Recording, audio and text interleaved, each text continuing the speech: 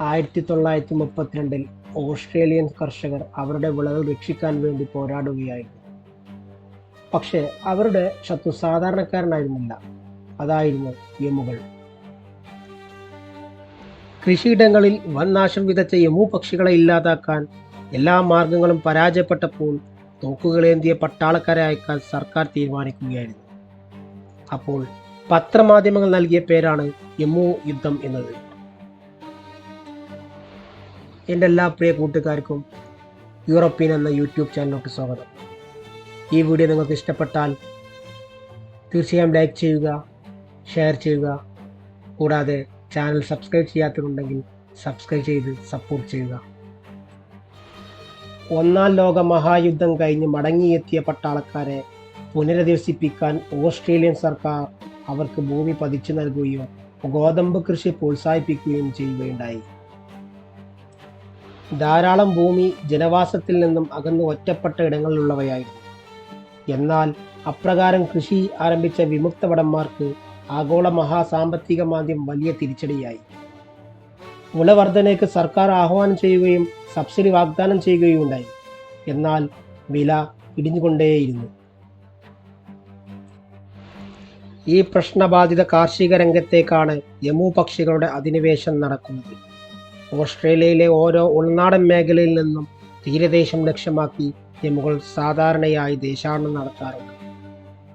ഇണചേർന്ന മാസങ്ങൾ കഴിഞ്ഞാൽ സംഭവിക്കുന്ന ഒരു സ്വാഭാവിക പ്രതിഭാസമാണ് ഈ ദേശാടനം. എന്നാൽ മാറിയ സാഹചര്യത്തിൽ പുതുതായി ഉണ്ടായ കൃഷിയിടങ്ങളും ശുദ്ധജല ലഭ്യതയും കന്നുകാലികൾക്കും കുതിരകൾക്കുമായി കരുതി വച്ചിരുന്ന കാലിത്തീറ്റയും എല്ലാം ഒത്തുകൂടിയപ്പോൾ അത് ഈ എമുകൾക്ക് പറുദീസയായി. അവ കൂട്ടത്തോടെ കൃഷിയിടങ്ങൾ കയ്യേറി വിളകൾ തിന്നെടുക്കുകയും നശിപ്പിക്കുകയും ചെയ്തു. വേലികൾ പൊളിച്ച് കയറുന്നതിനാൽ ആ പൊളിഞ്ഞ വേലികൾ വഴി മുയലുകളും മറ്റും പ്രവേശനവാദികളുമായത് കൂടുതൽ വിനാശകരമായി. അതോടെ ഓസ്ട്രേലിയയിലെ കർഷകർക്ക് എമുകൾ ഒരു വലിയ പ്രശ്നമായി മാറി. അവരുടെ വിളകൾ നശിപ്പിക്കുന്ന ഈ പക്ഷികളെ തടയാൻ എന്തു ചെയ്യണമെന്ന് അവർക്ക് മനസ്സിലായില്ല. ഒടുവിൽ അവർ സർക്കാരിൻ്റെ സഹായം തേടി. സർക്കാർ തീരുമാനിച്ചു എമുകളെ തടയാൻ സൈന്യത്തെ അയക്കാമെന്ന്. മേജർ മെർഡിത്തിനായിരുന്നു ദൗത്യസേനയുടെ ചുമതല. 10,000 ചുറ്റുവെടിയുണ്ടകളും 2 ലൂയിസ് മെഷീൻ ഗണ്ണുകളും 2 പട്ടാളക്കാരും അടങ്ങുന്നതായിരുന്നു എമു നിർമ്മാർജ്ജന സേന. 1932 ഒക്ടോബറിൽ തുടങ്ങാനിരുന്ന ദൗത്യം മഴമൂലം മാറ്റി. പിന്നീട് നവംബർ 2-ാം തീയതി വീണ്ടും ആരംഭിച്ചു. ക്യാമ്പയിനായിരുന്നു എമു ശല്യത്തിൻ്റെ ശിലാകേന്ദ്രം. അവിടെ എത്തിയ ദൗത്യസേനയ്ക്ക് 50 പക്ഷികളടങ്ങുന്ന കൂട്ടത്തെ കാണാൻ സാധിച്ചു. അവയെ സേന പതിയിരിക്കുന്ന സ്ഥലത്തേക്ക് പായിക്കാൻ പരിസരവാസികൾ ശ്രമിച്ചെങ്കിലും എമുകൾ ചെറുകൂട്ടങ്ങളായി പിരിഞ്ഞ് പല ദിക്കിലേക്കും പായുകയായിരുന്നു.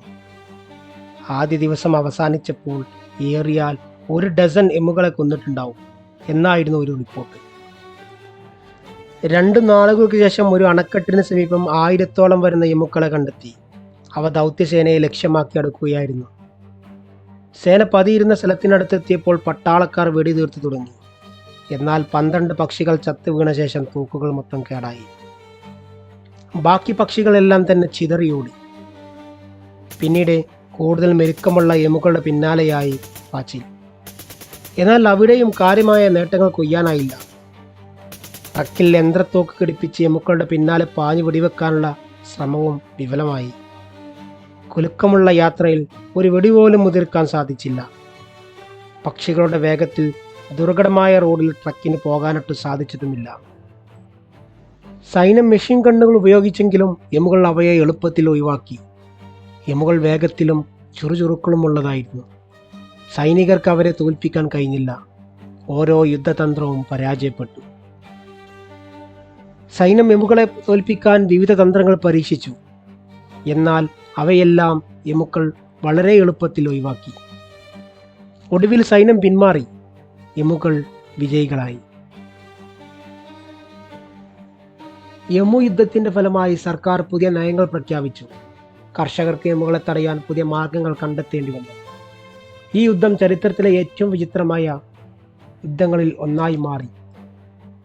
എമു യുദ്ധം മനുഷ്യനും പ്രകൃതിയും തമ്മിലുള്ള ഒരു അസാധാരണമായ ഏറ്റുമുട്ടലിൻ്റെ ഉദാഹരണമാണ്. പ്രകൃതിയെ തോൽപ്പിക്കാൻ എളുപ്പമല്ല എന്നാണ് ഇത് നമ്മെ പഠിപ്പിക്കുന്നത്. ഈ വീഡിയോ നിങ്ങൾക്ക് ഇഷ്ടപ്പെട്ടെങ്കിൽ ലൈക്ക് ചെയ്യുക, ഷെയർ ചെയ്യുക. നിങ്ങളുടെ വിലപ്പെട്ട അഭിപ്രായങ്ങൾ കമൻറ്റിലൂടെ അറിയിക്കുക. തീർച്ചയായും ഈ ചാനൽ സബ്സ്ക്രൈബ് ചെയ്യാത്തവരുണ്ടെങ്കിൽ തീർച്ചയായും സബ്സ്ക്രൈബ് ചെയ്യുക. ശുഭദിനം.